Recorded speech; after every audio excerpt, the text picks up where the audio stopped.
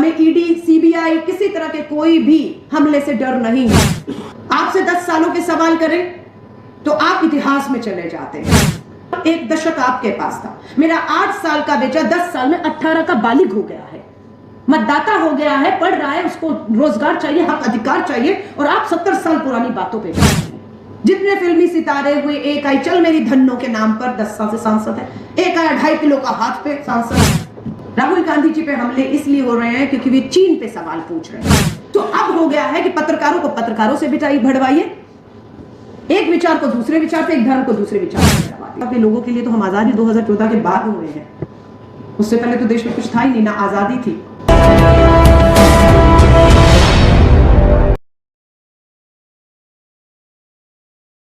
हम किसान, आदिवासी, दलितों के, पीड़ित महिलाओं के पक्ष में आवाज उठा रहे हैं। आज प्रोटेस्ट से ही शुरू करती हूँ, कहां से आ रही हूँ, क्या आंदोलन था, और जो पॉलिटिक्स ने हमें मुद्दा आज का दिया चर्चा का, इंडिया आफ्टर 2014। मैं आपको एक पोस्टर दिखा रही हूँ, ये पोस्टर है। मैं अब आपसे, राजधानी दिल्ली और देश के लोगों से सिर्फ इतना पूछना चाहती हूँ कि भाजपा द्वारा जारी किए गए इस पोस्टर से आप भी इत्तेफाक रखते हैं कि राहुल गांधी की तुलना रावण से की जा रही है? और आपको पता है दशहरा आ रहा है, रावण का दहन किया जाएगा, और भाजपा के ऑफिशियल पोस्टर से राहुल गांधी जी को रावण दिखाने की कोशिश। कारण क्या है? हमने पूछा कि क्यों इतनी बौखलाहट है सत्ता में कि ऑफिशियल हैंडल से राहुल गांधी जी को रावण बताकर हिंसा के लिए उकसाया जा रहा है। चिंता हमें होती है क्योंकि ये वो भाजपा है जिसमें गोडसे ने, आरएसएस वो है जिसमें जन्म लिया, और आज भी बहुत से नफरत से, जहर से भरे हुए गोडसे इस भाजपा आरएसएस में हैं, जो खून के प्यासे हैं, क्योंकि कोई उनकी राह में रोड़ा अटका रहा है। क्या दुश्मनी है राहुल गांधी जी से? कौन है राहुल गांधी? ये तो मात्र कांग्रेस के एक सांसद मात्र ही तो रह गया, जिनकी सदस्यता आपने ली, जिनकी एसपीजी सुरक्षा आपने छीनी, जिनका सरकारी आवास आपने छीना, सब कुछ छीना, लेकिन ये राहुल गांधी रुका नहीं।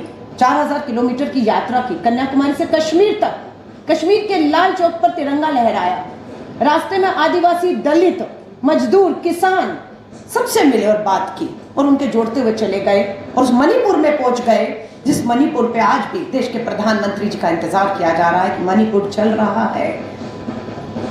अब आप कहते हैं आफ्टर इंडिया आफ्टर 2014, तो ये है, लेकिन उससे पहले क्या था? एक और पोस्टर आपके लिए लेकर आई हूं, आप ही से मैंने आज आप ट्वीट देखा, ये 1945 का पोस्टर, 1945 का, 46 नाम का उस अखबार में ये पोस्टर छपा था, ये कार्टून छपा था। अब इसका असर क्या हुआ?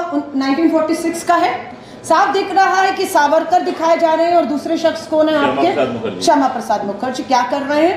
रावण की भूमिका में 1940 में महात्मा गांधी को दिखाया। क्या असर हुआ? 1947 में गोडसे ने महात्मा गांधी की हत्या कर दी। ये पहले और बाद की बात है, कुछ नहीं बदला इनकी सोच, इनके तरीके, इनका नजरिया, हिंसक राजनीति आज भी है। असली तस्वीर क्या है? असलियत तो ये है, जलता हुआ मणिपुर, डबल इंजन की सरकार, गुहार लगा रहा है प्रधानमंत्री जी हमारी तरफ देखिए। आदिवासी बेटियों को नग्न करके पुलिस थाने से खींचा जाता है, सामूहिक बलात्कार होता है। प्रधानमंत्री जी कहते हैं, लाइन भाजपाइयों को, गोदी मीडिया को मिल गई कि छत्तीसगढ़ और राजस्थान में भी तो ऐसा होता है। बात खत्म करती। आज भी मणिपुर इंतजार कर रहे हैं प्रधानमंत्री जी, राजस्थान जा रहे हैं, मध्य प्रदेश, छत्तीसगढ़, चुनाव है, वोट चाहिए, हमने तो वोट दे दिया, डबल इंजन की सरकार बना दी, हमारा क्या कसूर है? और इस मणिपुर में राहुल गांधी जाने की हिम्मत करते हैं, इसीलिए राहुल गांधी भाजपा के लिए बौखलाहट का एक तरीका है। मैं फिर आपसे कहती हूँ, नारा दिया गया था रजा साहब कांग्रेस मुक्त भारत का। जब तक भाजपा का नारा था कांग्रेस मुक्त का, गांधी परिवार राहुल गांधी पर हमले का, देश ने कहा ये तो अंदरूनी कांग्रेस का मामला है, गांधी परिवार का मामला है, कांग्रेस के नेता राहुल गांधी का मामला है। सो राहुल गांधी जी का मामला है, कांग्रेस का, गांधी परिवार को, बापू को गालियां पड़ रही है, नेहरू को गाली पड़ रही है, अंदरूनी मामला कांग्रेस निपट लेगी, ये तो राजनीति है। लेकिन क्या मैं ये पूछती हूँ, ये हमला कांग्रेस मुक्त तक रहा, कांग्रेस तक रहा, गांधी परिवार राहुल गांधी तक रहा? ये देश के संविधान पर देश के लोकतंत्र पर आज ये हमला हो रहा है। जिस प्रेस खड़क में हम बैठे हैं, क्या हुआ कुछ दिन पहले, 2 दिन ही पहले, किस किस पे हमला हो रहा है? हमारा नारा था, जो आपने भी नेहरू जी का जिक्र किया, उनके योगदान की बात की कि कैसे विज्ञान को लेकर एक भारत का निर्माण करने के लिए गुलामी की जंजीरों से भारत माँ को निकाल कर उन्होंने उस समय पर खड़ा करने के प्रयास किए, और भागना नांगल से लेकर IIT, कितना कुछ मैं कहती हूँ विज्ञान को लेकर आज अंतरिक्ष तक आप कह रहे हम पहुंचे हैं। लेकिन बात यह कि अब तो हमला आप पर हो रहा है ना, अब तो हमला बाबा साहब अंबेडकर के संविधान पर हो रहा है ना। पूछते हैं कैसे हमला हुआ, क्या हुआ था? तालेबंदी थी ना, सब घरों में बंद थे ना। क्या किया? कैबिनेट में एक नोट आता है, कृषि कानून लाखों करोड़ों किसानों पर थोप दिए जाते हैं, कोई चर्चा नहीं होती, किसी पता नहीं होता, लेकिन पूंजीपति मित्रों को लाभ के लिए बिना लोकसभा और राज्यसभा में चर्चा के लिए अध्यादेश से कृषि कानून थोप दिया गया। अंजाम क्या हुआ? 700 किसानों को अपनी कुर्बानी, शहादत देनी पड़ती है। सुप्रीम कोर्ट फटकार लगाता है और घुटने पर इस सरकार को आना पड़ा, क्योंकि आप सब देश किसानों के अन्नदाताओं के साथ खड़ा था और कानून वापस लेना पड़ा, तानाशाह को लेना पड़ा। आज मैं वही कह रही हूं, हमला देश मेरा जितना है उतना आपका, जितना देश कांग्रेस का, राहुल गांधी का, उससे अधिक ये देश पर हक आप लोगों का है। जिस विधानसभा से मैं विधायक रही, चांदनी चौक से जामा मस्जिद आता है, बहुत कुछ सुना देखा। 30 साल का राजनीति का मेरा सफर में बहुत कुछ, छात्र राजनीति 18 साल में शुरू किया और आज कांग्रेस वर्किंग कमेटी के 30 साल के सफर में बहुत उतार चढ़ाव देखे हैं। जामा मस्जिद की विधायक रही रजा साहब, जो शब्द नए संसद भवन में भाजपा के दिल्ली की राजधानी दिल्ली के एक सांसद के मुंह से एक धर्म के लिए सुने गए, आप उम्मीद कर सकते हैं कोई कार्रवाई? उन्हें राजस्थान में ही प्रभारी बनाकर भेजा गया है और अगले दिन ही राजस्थान में धार्मिक उन्माद की कोशिशें शुरू हो जाती हैं। सलाम करती हूं हरियाणा के लोगों का, कोशिश हुई नूह के अंदर, कोशिश हुई जलाने की धर्म के नाम पर हरियाणा के लोगों ने अपील की गई जाट पंचायतें बैठे और समर्थन करें, उन्होंने तुरंत बहिष्कार किया और एक खड़े हो गए और वो आग लगते लगते पहले से बुझा दिया आप लोगों ने। ये श्रेय देश के लोगों को जाता है, ये प्रयास आप लोगों के हैं। इतिहास की नींव पर भविष्य का निर्माण, इतिहास की नींव क्या थी? वो नींव जो हमारे आजादी के आंदोलन में लोगों ने रखी, आजादी की बाहर आकर आजादी लेकर उसके बाद भारत के निर्माण में उस फाउंडेशन को मजबूत किया।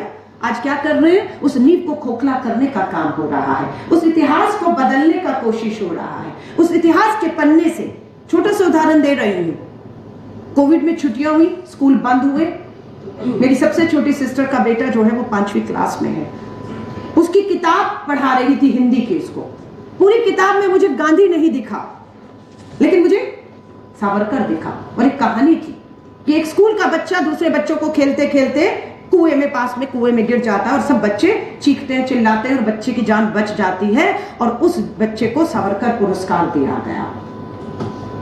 अब वो मुझसे ये नहीं पूछ रहा गांधी कौन था, वो स्वाभाविक है पूछेगा सावरकर कौन था, लेकिन गांधी गायब कर दिया आपने और आप सावरकर और गोडसे। क्या हुआ इस गांधी जयंती पर? G20 में विश्व के नेताओं ने बापू की समाधि पर जाकर प्रधानमंत्री जी आप ही के साथ सर झुकाया है और आज भी विश्व झुकाता है। लेकिन आपने क्या किया? गांधी जयंती पर ट्विटर ट्रेंड कर रहा था। क्या ट्रेंड कर रहा था? गोडसे जिंदाबाद। ये आपको सोचना है कौन सी विचारधारा, कौन से रास्ते पर ये हिंदुस्तान को लेकर हम गुलामी से, अंग्रेजों से लड़ते हुए 75 सालों में यहां पहुंचे हैं। और जो पूछ रहे हैं इंडिया आफ्टर 2024, कुछ फिल्मी सितारे कहें या भाजपा के लोगों के लिए तो हम आजादी 2014 के बाद हुए हैं। उससे पहले तो देश में कुछ था ही नहीं, ना आजादी थी। मैं फिर कह रही हूं, बात कांग्रेस की नहीं है। आज हमें मालूम है इस तानाशाह सत्ता को, जो पूंजीपति मित्रों के दम पर, सत्ता, धन और बल के दम पर सिर्फ कांग्रेस को एक विपक्ष के तौर पर कुचल नहीं रही है, देश की हर हुई आवाज को कुचल रही है, जो इन्हें सही रास्ते पर लाने का, ये दिखाने का काम कर रहे हैं। मुझे नहीं मालूम मुझसे पहले के प्रवक्ताओं ने क्या बोला और किस लाइन पर थे और मैं कोई अलग ही लाइन ले रही हूं, लेकिन मैं राजनीति में हूं। इंडिया का एक समूह बना है, पटना में 16 समूह थे, बेंगलोर आते आते 26 हो गए, मुंबई की मीटिंग होने से पहले हमला हो गया, एनसीपी शिवसेना को दो फाड़ किया गया, जिन्हें भ्रष्ट बताते थे उन्हें अपने पास लेकर उप मुख्यमंत्री बना दिया गया। हमले अभी भी नहीं रुके हैं, हमले लगातार जारी हैं। लेकिन क्या ये जिम्मेदारी सिर्फ इंडिया समूह विपक्ष के ऊपर है कि हम या इंडिया विपक्ष खड़ा रहे मजबूती से?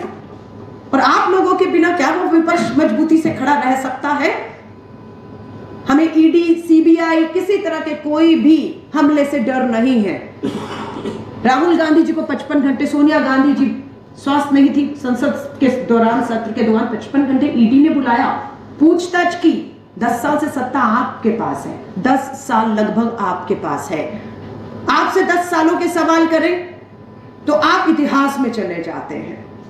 कोई उन्हें नहीं कहता है कि 10 साल, एक दशक आपके पास था। मेरा 8 साल का बेटा 10 साल में 18 का बालिग हो गया है, मतदाता हो गया है, पढ़ रहा है, उसको रोजगार चाहिए, हक अधिकार चाहिए, और आप 70 साल पुरानी बातों पे जा रहे हैं। और बहुत से लोग हैं, जब भी हम 10 साल पे सवाल करते हैं तो 10 साल पीछे, 20 साल मनमोहन सिंह जी के, उससे पीछे 75 की इमरजेंसी, और उससे पीछे चीन के साथ युद्ध और नेहरू युग, पता नहीं कहां तक। क्या आप भी ये चाहते हैं? तो आप तय कर लीजिए। फिर हम इन 10 सालों की चर्चा छोड़कर आजादी से लेकर, आजादी से पहले से लेकर बाद में इसी के ऊपर चर्चा करके इसी को कुरेदते रहते हैं और इन्हें बच निकलने का रास्ता दे देते हैं।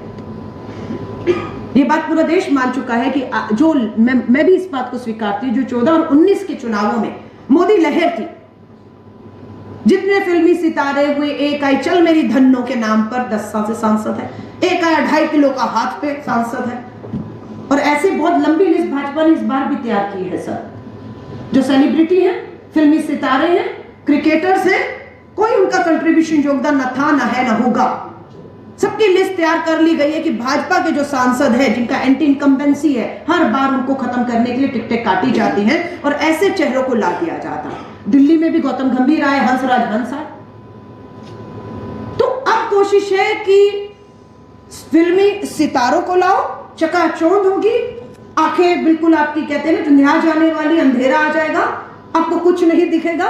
फिल्मी डायलॉग पे वाह वाह करके बटन दबाएंगे, बेरोजगारी, महंगाई, किसान, सरहद, चीन, आदिवासी, दलित बेटियों के साथ जो कुछ भी हुआ हमने देखा, सब भूल जाएंगे। चल मेरी धन्नो, 2.5 किलो का हाथ, नए नए आ रहे कलाकार, वोट पड़ जाता है। और उसके बाद वो 10 साल जाते नहीं, क्योंकि वोट तो मोदी जी को दिया है, आपको थोड़ी ना दिया, और उनकी भी जवाबदेही होती है।